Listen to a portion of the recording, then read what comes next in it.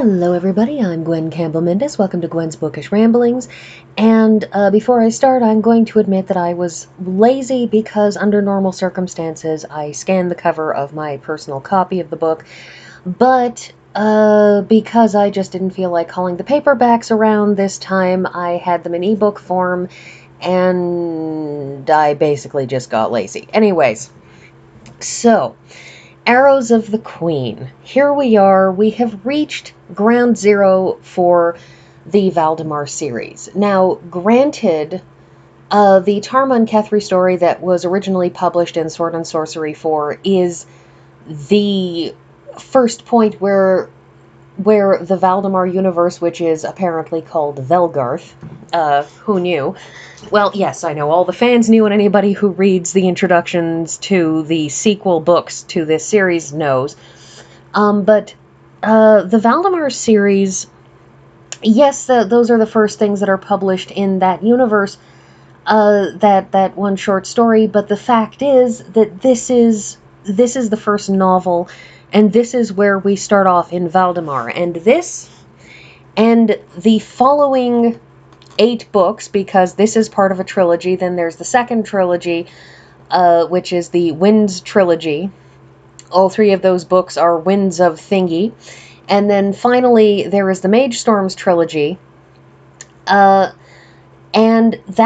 this set of 9 books, this first trilogy, the Arrows, and then Winds, and then Mage, this set of 9 books is, I suppose you could consider it, the heart and soul of the Valdemar series. Everything in the Valdemar series comes off of these books, is discussed in these books, is an expansion on these books. The Griffin trilogy that I started with, because those are the earliest books in terms of the chronology of the Velgarth Valdemar universe, those books were written concurrently with the final trilogy of this set of 9 that I'm calling the centerpiece, because they were supposed to be kind of read concurrently with them. They're bookending sort of a story, which I'll talk more about when we get there, but they're spinning off of that. The story of Vaniel, that trilogy, the Last Herald Mage trilogy, first appears in this very book because Talia, who is our, that she is our protagonist, our heroine in this trilogy, she is reading about Vaniel when these books open. When you talk about Levin Firestorm, again, that singular book existing on its own is discussed during the Arrows trilogy, again, actually, in this very book. And all of these stories, Alberic's story, well, Alberic is in this book, and Skiff is in this book, and each of them tell a bit of their background, but the 3 books, the Exiles duology and Skiff's story, again, these are expanding from this point. The only series, one group of 5, one trilogy, and the Herald Spy grouping, whatever that's going to be, because Mercedes Lackey has only published 1 book in it, and I have not discussed it for this series. Mostly because I still have not gotten around to reading it. But the thing is that those are some of the only books in the Valdemar series which do not effectively spring from what we're looking at here in Arrows, Winds, and Mage. So a lot of people might recommend to their friends that you start with the Herald Mage trilogy or with the Griffin Mage Wars trilogy, because they feel those are the best books, objectively speaking. Those are the best works in the series.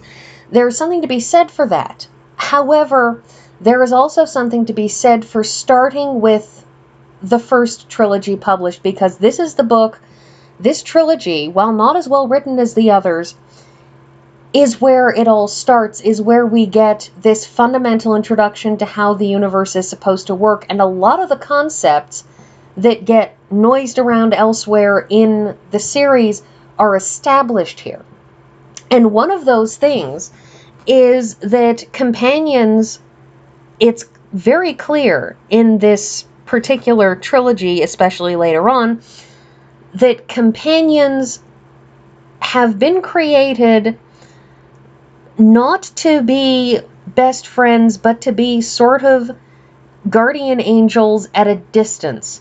If you don't ask a companion for advice, they're not really supposed to give it to you. That they can say a few things, but if you don't come to them actually asking, there are things that they are enjoined not to say from their positions of greater wisdom. And I will talk a little bit more about that because the reasons why get expanded on a little more when we hit the Mage Storms trilogy, but that is, of course, a fair distance away. So let's talk Arrows of the Queen. This first book starts off with Talia, who we see here pictured on the cover, and Talia is one of the Holderkin, and Holderkin are an extremely repressive border areas of Valdemar society. They are heavily patriarchal. You have husbands with many wives. There is a strong, I suspect, Mormon implication involved in this, and Talia can't stand living in this society. She is being emotionally, psychologically abused. She doesn't fit in. She isn't happy. And when they tell her at age 13, you're now old enough to get married, off you go, she has a bit of a breakdown, and among other things, and it is a lovely scene that Mercedes Lackey builds here, because, of course, at first, because you have Talia, who, after being yanked out of her imagination, because she's reading a book about Vanyel, she's reading a book about Vanyel's last stand, and she is imagining herself as a herald accompanying Vanyel and seeing the attacking squad army of an invading sorcerer, who, Lyrath, who we all, if you have read Last Herald Mage, you know who that is. But in this case, for Talia, it's just a story, a kind of a history story, historical novel, maybe. And she gets yanked out of that by Keldar, who is sort of the head wife of the household that Talia is a part of.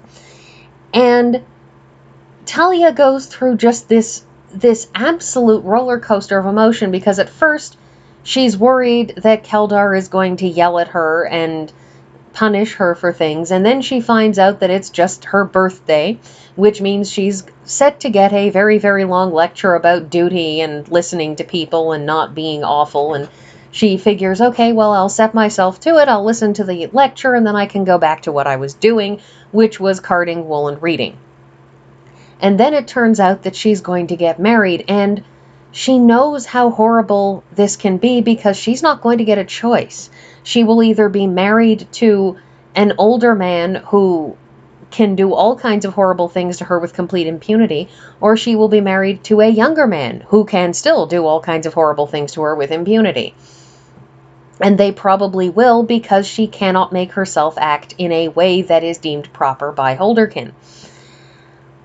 And then when she blurts out, well, I don't want to get married at all, and her grandmother, who has always, to Talia's way of thinking, been on her side, says, well, oh my goodness, Talia, we didn't think, and Talia for a moment is relieved, thinks that her grandmother may take her side, and then her grandmother says, Do you have a calling? Do you have a religious calling? My goodness, we didn't think of that.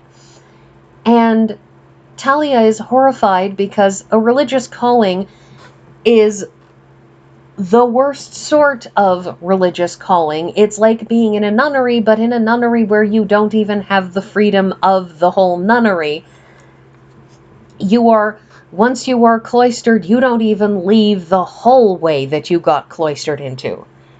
And she blurts out that she wants to be a herald, and the whole thing is alternately just this parade of relief and fear and relief and fear, and then she gets chosen and goes, and Roland, who is the queen's own companion, Talia becomes, although she doesn't know it at first, the monarch's own. And there is a bit of a shtick at the beginning, which I think is a little problematic, although I think it is implied later in this trilogy, mostly coming up actually in the third book, but why not give it away now, that the reason that nobody told Talia anything and she was so confused was partly because everybody expected that a person who was chosen by a companion would know what being chosen was and what it meant, and the fact that Talia didn't know was as much the fault of the Holderkin for not giving her information she should have had. However, the fact that Roland basically says, now I'm going to keep you from remembering until later, well, it's never made entirely clear whether he thinks that she's going to have hysterics the whole way or what, but the fact that he doesn't explain it to her is a bit of a problem, because it makes Talia into a bit too much of an obvious reader proxy. That is, the proxy to avoid somebody saying, well, Bob, as you know, here's a whole bunch of information that you, Bob, as a person who is an expert in X, should already know. Like that time on CSI when somebody explained to one of the other crime scene investigators what DNA is, because a crime scene investigator wouldn't know what DNA is. You know, people who do things like run machines that extract DNA stuff from stuff. Anyways, so there's Talia, and we follow Talia's experience as a herald, but as a very particular herald, as the monarch's own herald. And the thing about the monarch's own herald is it's explained early on that the idea is to give a monarch who are legally obliged, that a monarch has to also be a herald, that is, they have to have been picked by a companion to be a herald, which means that you are relatively incorruptible, etc., etc., so that whatever happens with a future king or queen, that person is 100% guaranteed to not be an actively bad person, and while they may not be the greatest monarch ever, they will also always try to do their best by the people. But the monarch's own herald is supposed to be a balance, a friend to the monarch, somebody who is always on the monarch's side, and not always on the monarch's side, but somebody who will always speak the truth to the monarch, and who that king or queen can always trust is going to give them the pure, unvarnished truth, is going to give them a genuine opinion, can be trusted to tell their secrets to, etc., etc.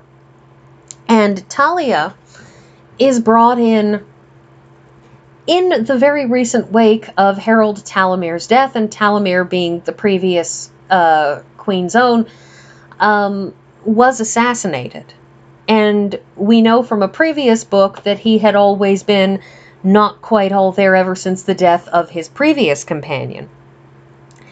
And this whole book, though, is this girl who has been emotionally abused finding her way and finding her confidence, while at the same time helping everybody around her. And I've talked a lot about tangentials, so I will probably wind up going into more detail about things that happened in this book, when we discuss what happened in the next book next week.